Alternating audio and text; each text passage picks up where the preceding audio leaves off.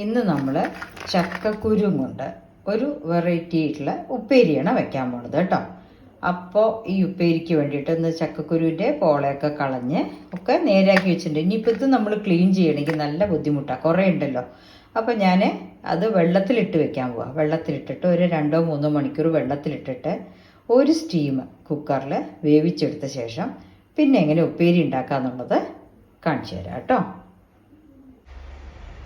ഇപ്പം നമ്മൾ ചക്കക്കുരു കുതിർക്കാനിട്ടിട്ടുണ്ട്. ഇനി ഈ കുതിർത്തതിന് തോല് കളയാൻ വേണ്ടിയിട്ട് പെട്ടെന്നുള്ളൊരു വിദ്യ എന്താ വെച്ചാൽ നമ്മൾ കുക്കറിലിട്ടിട്ട് ഒരു സ്റ്റീം ആക്കിയ ശേഷം അതിൻ്റെ തോല് നമ്മൾ കൈകൊണ്ട് ഇങ്ങനെ ആക്കിയാൽ പോകാവുന്നതേ ഉള്ളൂ. അപ്പോൾ പെട്ടെന്നാവും കേട്ടോ. അതിനുശേഷം നമ്മുടെ ഉപ്പേരി വെക്കാനുള്ള കൂട്ടൊക്കെ പറഞ്ഞു തരാം കേട്ടോ. ഓക്കെ, ഇപ്പം നമ്മൾ കുക്കറിൽ വെള്ളം ഒഴിച്ച് വെച്ചിട്ടുണ്ട് കേട്ടോ. ഇനി കുറച്ച് ഉപ്പ് കൂടി ഇട്ടിട്ട് നമ്മൾ ഒരു സ്റ്റീം വേവിച്ചാൽ മതി. പിന്നെ നമുക്ക് ഉപ്പ് പോരെങ്കിൽ രണ്ടാമത് ആഡ് ചെയ്യാം. ഓക്കെ, ഇനി നമ്മൾ വേവിക്കാൻ വയ്ക്കുക. ഇപ്പം നമ്മൾ ചക്കക്കുരുവൊക്കെ ഞാൻ പറഞ്ഞില്ലേ നേരത്തെ തോട് കളഞ്ഞ് ആ ബ്രൗൺ തോടുള്ളപ്പോൾ 1-2 മണിക്കൂർ കുതിർക്കാനിട്ട് ഒരു സ്റ്റീം കുക്കറിൽ വെച്ച് എടുത്ത ശേഷം ചൂടാറിയ ശേഷം തണുത്ത വെള്ളത്തിലിട്ടിട്ട് അതിൻ്റെ തോല് കളഞ്ഞതാണ് കേട്ടോ. ഇതാകുമ്പോൾ നമുക്ക് കുറച്ചധികം ക്വാണ്ടിറ്റി ഉണ്ടെങ്കിൽ പെട്ടെന്ന് നേരാക്കാൻ പറ്റും.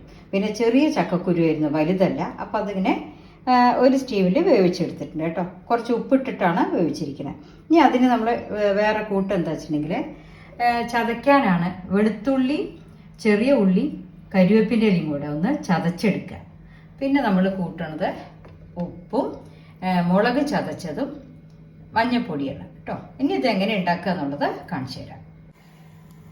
ഇപ്പം നമ്മൾ ചീൻചട്ടി വെച്ചിട്ടുണ്ട്.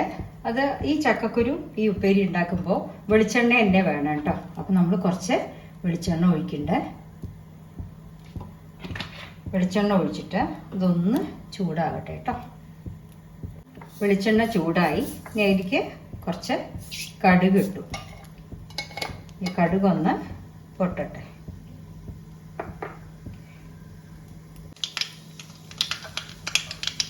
ഇപ്പോൾ കടുക് പൊട്ടി വരുന്നുണ്ട്.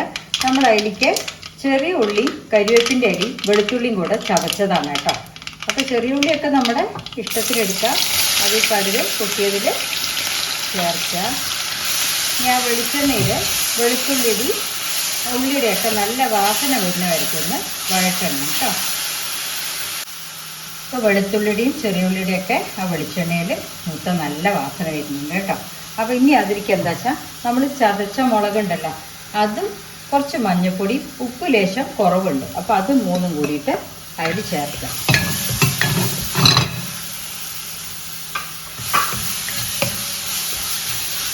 ഇനി ഇതിലേക്ക് നമ്മൾ ഈ വേവിച്ച് വെച്ച ചക്കക്കുരു ഉണ്ടല്ലോ, അതുകൊണ്ട് മുഴുവനില്ല. ഇതിലേക്ക് ആ മുളകിൻ്റെ എരിവും ഉപ്പും എല്ലാം പിടിച്ച് വരുന്ന വരയ്ക്ക് നമ്മൾ ഇളക്കിയിട്ടിരുന്ന് നന്നായിട്ട് റോസ്റ്റ് ചെയ്ത് എടുക്കണം. അപ്പോൾ വെളുത്തുള്ളിയുടെ വാസന എല്ലാം ചക്കക്കുരുവിൽ പിടിക്കും. വേറെ പൊടികളൊന്നും ഇല്ല കേട്ടോ. അതിലേക്ക് നമ്മൾ എരിവ് കുറയ്ക്കുകയാണെങ്കിൽ കുട്ടികൾക്കൊക്കെ കൊടുക്കാനും പറ്റും. ഈ ചെറിയ ഉള്ളിയുടെ മണമൊക്കെ ചക്കക്കുരുവിൽ പിടിക്കുകയും ചെയ്യും. നല്ല സ്വാദാണ്. അത് കുറച്ച് നമ്മൾ ക്ഷമയോടെ അത് മൊരിയാനുള്ള സമയം കൊടുക്കണം. അതിലേക്ക് ആ ഫ്ലേവർ പിടിക്കാനുള്ള സമയം കൊടുക്കണം കേട്ടോ. അതായിട്ട് കാണിച്ചു തരാം.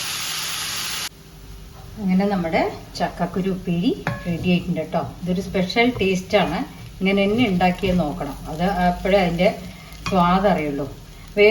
വേവിച്ച് ചക്കക്കുരുവിൻ്റെ തോലെടുക്കാൻ പറ്റാത്തവർ സ്ട്രെയിറ്റ് ആയിട്ട് പച്ചയായിട്ട് തന്നെ എടുത്തിട്ട് ഇതുമാതിരി ഉണ്ടാക്കിയാൽ മതി. പക്ഷെ അതിൽ കൂട്ട് വെളുത്തുള്ളിയും ചെറിയ ഉള്ളിയും ചതച്ച മുളകായിരിക്കണം കേട്ടോ.